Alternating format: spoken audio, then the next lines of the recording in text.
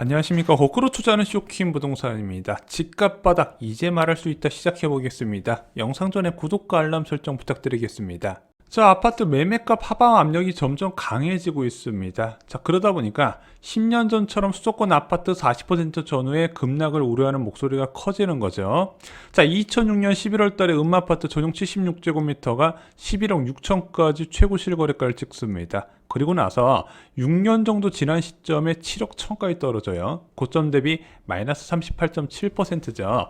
얘가 재건축 아파트라서 많이 떨어진 게 아니라 그때 중저가 아파트, 신도시 지역까지 전부 다 이 정도 수준에서 하락하게 됩니다.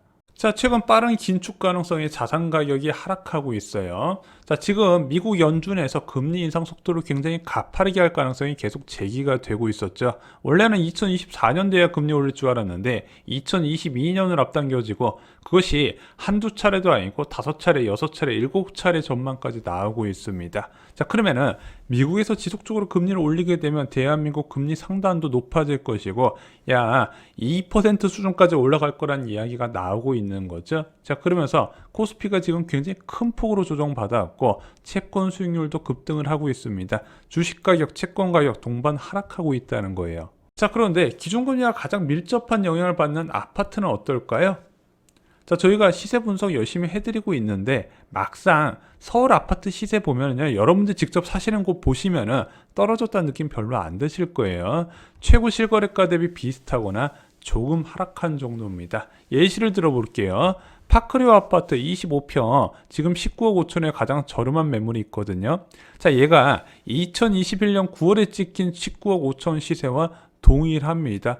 거의 안 바뀌었죠. 최고 실거래가 대비 그대로예요. 물론 지금 떨어졌다고 하는 거는 2021년 9월 이후에 11월 달까지 호가가 꾸준히 올라갔거든요. 그 올라간 호가는 없어졌다는 얘기지만 최고 실거래가 대비 그렇게 싸다는 느낌 많아요. 고덕주공 9단지 보겠습니다. 최고 실거래가가 작년 8월에 14억 7,500만 원인데 지금 14억 5천이에요. 에게 2,500만 원 떨어졌다는 거죠. 대부분 이런 식이에요. 주거 기능을 가지고 있는 아파트는요, 하방 경직성이 강하다 말씀드렸습니다. 그래서 올라가는 건 금방, 떨어지는 거는 완만하게 장기간의 시간이 소요된다는 거죠.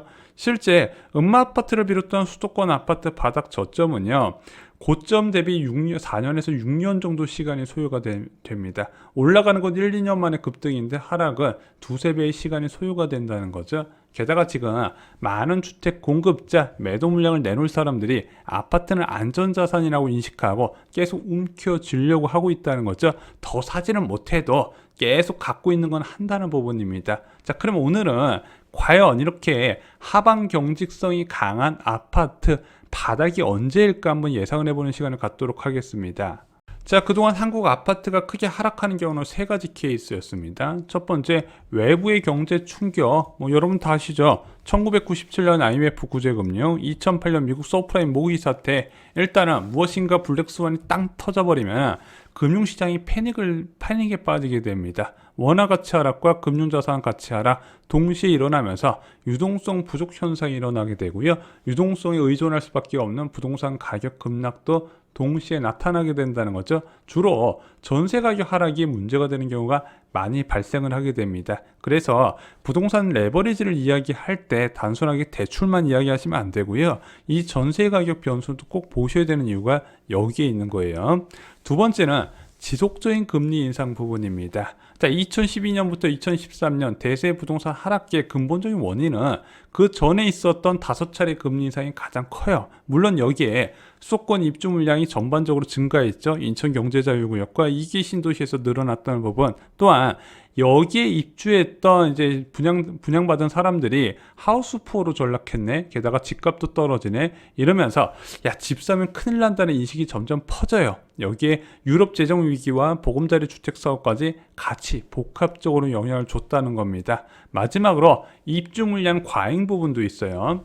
1992년부터 97년까지 1기 신도시가 입주되면서 이 선호도 높은 지역에 선호도 높은 형태로 동시에 분양하고 동시에 쏟아내다 보니까 당연히 갑자기 주택수가 늘어나 버렸네. 부동산 시장이 장기 침체에 빠지게 된다는 겁니다. 자, 그런데 현재 대한민국 아파트 시장은요, 이 지속적인 금리 인상 부분과 입주 물량 과잉 부분 두 가지 변수가 동시에 오고 있다는 겁니다. 자, 기준금리 상승과 과도한 입주 물량 증가가 하락 위험 요소입니다. 자, 그러면은 기준금리 인상은 국내 인상 요인으로 올해 1.75%까지 올라간다 말씀드렸고, 하반기에도 물가 불안이 지속되면 2%까지 갈 수 있다 말씀드렸어요. 자, 그런데 내년에 금리가 어떻게 될 것인가, 내부 요인보다는 외부 요인에 달려 있고 결국에 미국의 기준금리 상당히 결정할 거라고 말씀드렸습니다.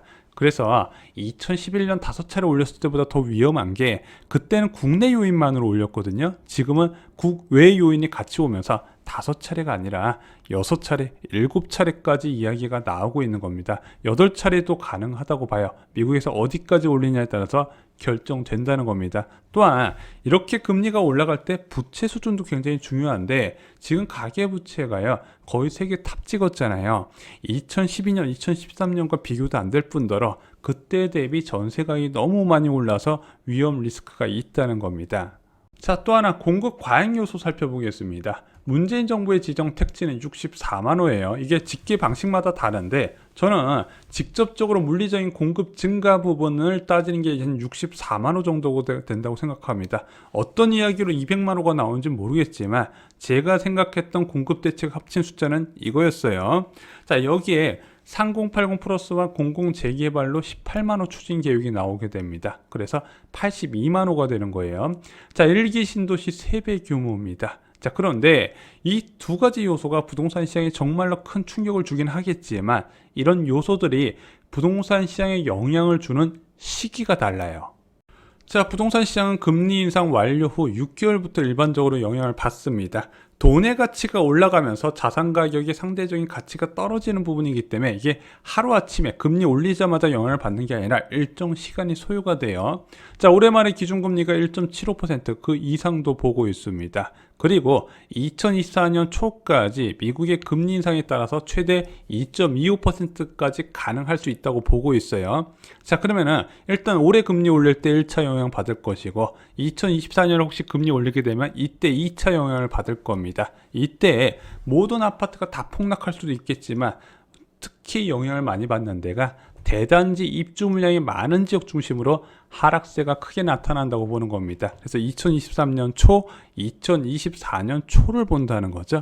지역별로 차이가 크게 나기 때문에 이런 금매를 잡는 것이 현명하고, 금매를 잡기 위해서는 범위를 넓혀서 매수 가능한 지역과 그리고 이 지역 부동산과 커뮤니케이션이 중요하다고 여러 차례 말씀을 드렸습니다. 자, 그래서 1차 하락 시기 2022년 11월부터 2024년 초까지라고 말씀드렸죠. 영상도 제작을 해드렸습니다. 이때 누가 싸게 팔 것인가? 2년 전 전세 준 임대인 중 하락한 전세값을 감당하지 못하는 경우가 가장 많을 것으로 보는 거죠. 두 번째, 하락 가능성이 커진 상황에서 보유세 부담을 느낀 다주택자. 마지막으로, 이거는 이제 대선 끝나봐야 알겠지만 양도세 중과 규제 완화로 세법상 처분하는 다주택자가 맞물리면서 공급이 크게 늘어난다고 보는 겁니다. 하지만 수요는 크게 줄어들겠죠. 자, 여기까지가 현재 전망 가능한 부분입니다. 도대체 2차 하락은 언제 오는 거지? 3기 신도시 입주 시기에 오겠죠. 그런데 아직 이 시기를 전망하기, 이 급락 시기를 전망하기에는 정보가 많이 부족하다는 겁니다. 문재인 정부에서 많은 공급을 진행한 것은 맞습니다. 진짜 많아요. 자, 문재인 정부가 공급 줄였다고 하는 사람들, 아직 이거 입주 안 해서 그런 이야기를 할 수 있는 겁니다. 입주 시기가 시작되면요, 난리가 날 거예요. 그런데 문재인 정부는 진짜 집값을 잡고 싶었으면은 이 공급에 입주 시기를 당겼어야 되는데, 야, 분양을 하면 집값이 잡힌다고 생각을 했던 것 같아요. 진정한 공급은 입주였다는 거죠. 문제는 3기 신도시 입주가 늦어요. 자, 먼저 3기 신도시 기준 입주 시기가요, 2026년 하반기부터 2027년 하반기까지 첫 입주가 예정되어 있습니다. 지금 4년 정도 시간이 남은 거예요. 자, 주거복지 로드맵의 신규 택지는 2025년부터 2027년까지 첫 입주입니다. 근데 주거복지 로드맵은 대부분 중소규모 택지고 해당 지역 거주자만 청약이 가능해요. 그 지역 주택시장만 안정시킨다는 겁니다. 자, 그리고 3080 플러스는 2027년 이후에 입주가 될 것으로 보입니다. 그래서 입주 물량에 따른 영향은요, 2026년 말 이후에 받는다는 부분이죠. 그리고 2026년 말 이후에 이런 대규모 입주로 2차 급락 가능성이 높은 시기라고 여기까지 말씀을 드릴 수 있어요. 자, 하지만 이 시기에 어느 정도 하락할지는 알 수가 없습니다. 과연 신도시 물량이 한꺼번에 나올 것인가? 이것도 생각을 해봐야 된다는 거예요. 자, 왜냐면은 최근에 신도시를요, 분할해서 공급을 하게 됩니다. 자, 지금 송도나 파주 운정 3지이고 뭐 몇 공구 해가지고 이제서 분양되는 곳이 있죠. 이기 신도시도 경제자유구역도 그렇고요. 자, 위례 신도시 북일에 이제 입주하고 있습니다. 남일에 2013년부터 입주했는데 북일에 이제 입주시킨다는 거죠. 한꺼번에 내놓는 게 아니라 이 큰 지역을 또 쪼개가지고 나눠서 공급하는 경우가 있었다는 거죠. 아직 3기 신도시의 공급 계획은 안 나왔습니다. 게다가 사업 지연 우려도 있는 건 사실이에요. 특히 하남 지역은 전통적으로 문화재가 많이 묻혀 있습니다. 이런 변수들도 있다는 거예요. 또 하나, 이렇게 입주 물량이 받으면 무조건 주택가격이 크게 폭락하냐? 좀 덜 그럴 수도 있다는 겁니다. 왜? 이 시기에 금리 수준이 중요한 거예요. 자, 그래서 이 시기에 금리 수준이면 높으면은 당연히 역전세 대란 수준이 날 것이고, 만약에 굉장히 낮은 수준이라면 약간의 하박 압력으로만 작용한다는 거죠. 그래서 현재 전망이 불가능하다는 겁니다. 최소 2024년은 되어야 예상이 가능할 것으로 보여집니다. 자, 실제 주택 가격은요, 고점 대비 바닥을 찍는데 오랜 시간이 소요가 됩니다. 이제 무주택자 스스로 선택을 하셔야 돼요. 주변 시세 대비 30% 이상 저렴한 분양 아파트를 노리는 방법, 가장 저희가 적극적으로 추천드리는 방법이죠.